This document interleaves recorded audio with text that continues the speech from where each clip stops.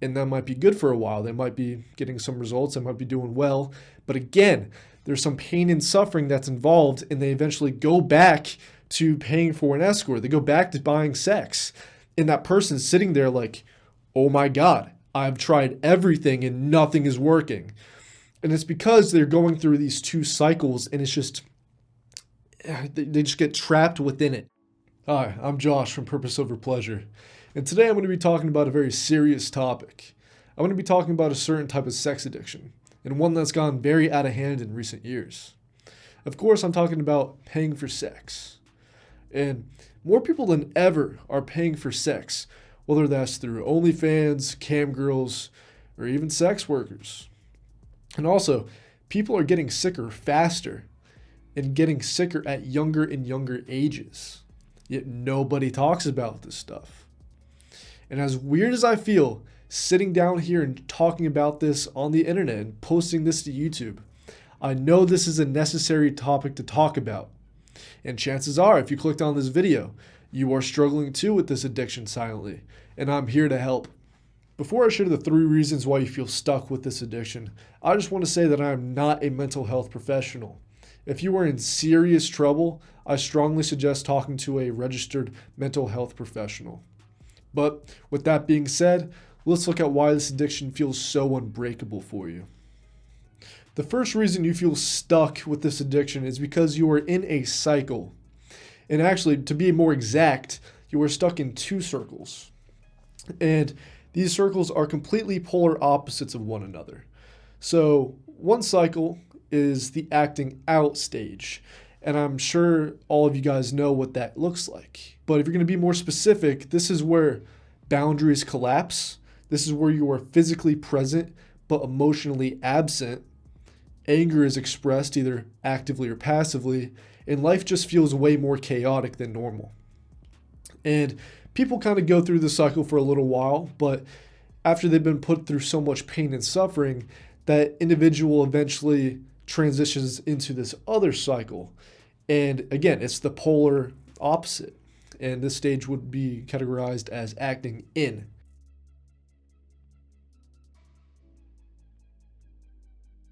And this is a little bit harder to understand, and it's hard for people to recognize this cycle.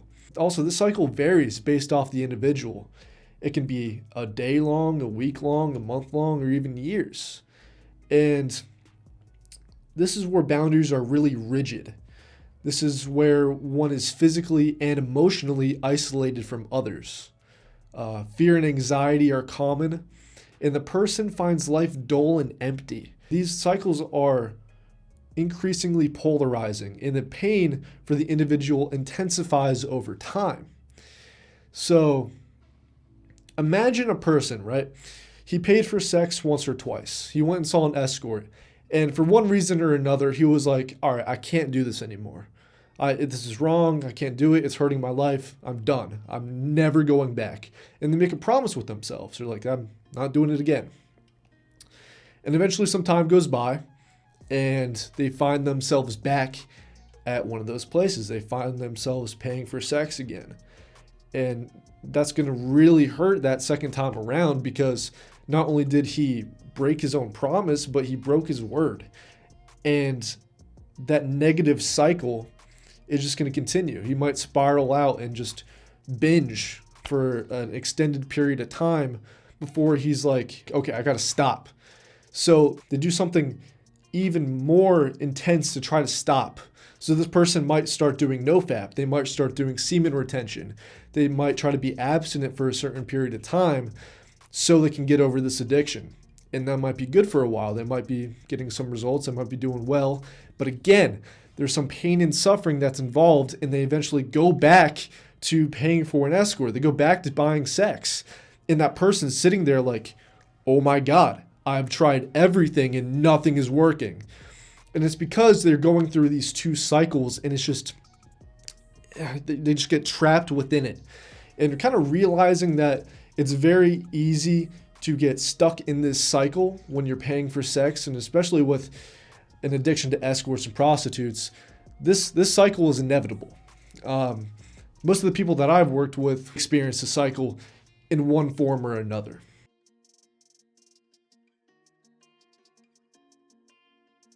In the following day, week, or month after acting out, what is the defining point that moves you into enough pain that makes you want to start seeking this acting out behavior? That's a powerful question, because once you kind of realize that line, you're going to try to stay away from it. You're going to try to stay away from it because you know if you go over that line, you're back and you're acting out again. So that is a very effective tool for you to kind of realize and check yourself when you're in that acting in phase, despite how long it has been in between your last session. The next reason you feel stuck is another big one. This is by far the biggest trigger when it comes to people with an escort, prostitute, or massage parlor addiction.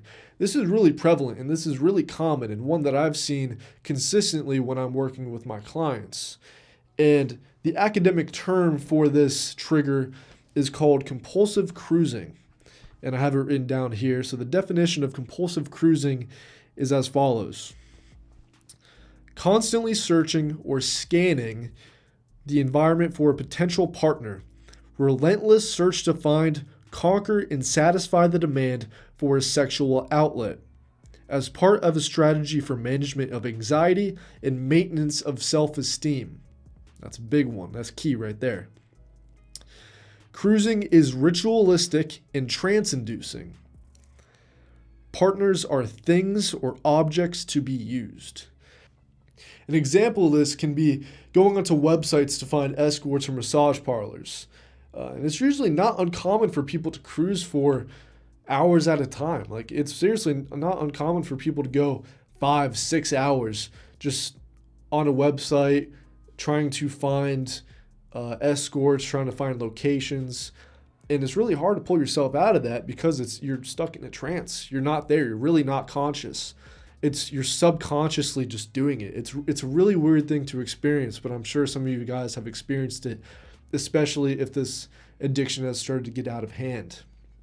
So doing it, because it can go for extended periods of time, it oftentimes interferes with your daily life activities because your life is centered around acting out. So you really can prioritize it just subconsciously. And I think it's really important to realize that compulsive cruising is such a big trigger.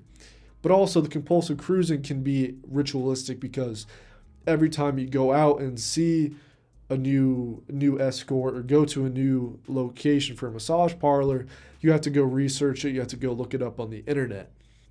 So a lot of guys they're so centered around not going and seeing that escort or not going into that massage parlor and paying for services. But the real thing, the real trigger, the real cause of all this is actually the compulsive cruising. That's what needs to be focused on. If you're saying to yourself, oh, I can't go see that escort, that's kind of the wrong thinking. You got to be like, I can't research them. I can't text them. I can't go on the internet and look for new opportunities. That's a big problem. And this is definitely the biggest trigger that I see with all my clients. Like, this is extremely common. And this happens due to it being so accessible. Like, you can just go onto Google and you can quickly and effortlessly find a lot of these things that you're wanting. So, and actually this is a good transition to the next reason you feel stuck, because our society is over-sexualized, and a large part of that is due to the internet giving men a quick and easy shortcut to their desires. So due to this, a lot of men have become weak by giving into these cheap shortcuts, and it really creates a toxic dependency on them. And so, this leads me to my third reason, which is you feel stuck because you lack personal development. Now, this doesn't apply to everyone, but oftentimes this shows up in one way or another with an individual. And I'll get to that later. But most men who struggle with an escort addiction don't actually have an escort addiction. They have a marriage problem that reflects in their escort addiction. Or they have a dating and intimacy problem, and that reflects in their escort addiction. Or maybe even they have a deep-rooted porn addiction that over time intensified into a escort addiction. So a lot of the times there's just something in that person's life that makes the person continue to go and seek these things out.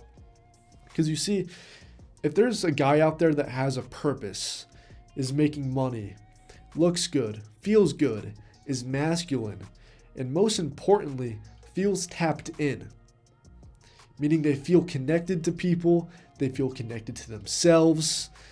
If that's going on in their life, paying for sex would be the least of their worries. Because high quality woman would literally gravitate towards that guy because he's confident. He walks different, he talks different. And he knows he's different because he's a 10. He's built himself up. Instead, we see guys taking the easy way out and paying for sex. They got to cope with their life's problems. And what a lot of guys fail to realize is that when you're doing those things, you're putting yourself through more struggle paying for sex than it would be just to develop yourself into that 10 that a woman wants. So a lot of guys are so fixated on getting intimacy with a woman, but they fail to put the work in to get a real woman. Like, how are you going to feel like a man or even be confident if your life consists of sleeping, going to work, and then after that, you're going to go and eat junk food. You're going to go watch TV. You might booze a little, might drink a little, might watch some spectator sports. You might go on bad websites and cruise around a little bit, looking for locations or women to go out and purchase. You don't deserve to be confident if that's what your life looks like. So what if you changed your habits? What if you worked on yourself? What if you incorporated a little bit of personal development? And now your life consists of 1/3 sleeping, 1/3 working, and that last 1/3, maybe for a little sliver, you go out into the gym and build an attractive, healthy body. Maybe you work on a side business, read a book, learn something, learn how to attain a high quality woman. You'll feel confident because you gave your body a reason to be confident. If that's what your life consists of, you will feel good about yourself because your body knows if you have value or not. So you need to give it value. And that's where your habits come in. That's where personal development comes in. That's where you need to maximize your body, your mind, and your time to make you feel like you deserve something better. But if you got value out of this video, please consider subscribing. And I have good news for y'all. This month, I'm looking for 5 guys that want to overcome this addiction and create a fulfilling and abundant life. If you'd like to be one of those 5 guys, just go down and click the link below and book a call with me. Let's see how I can help you. All right? See you in the next one, boys.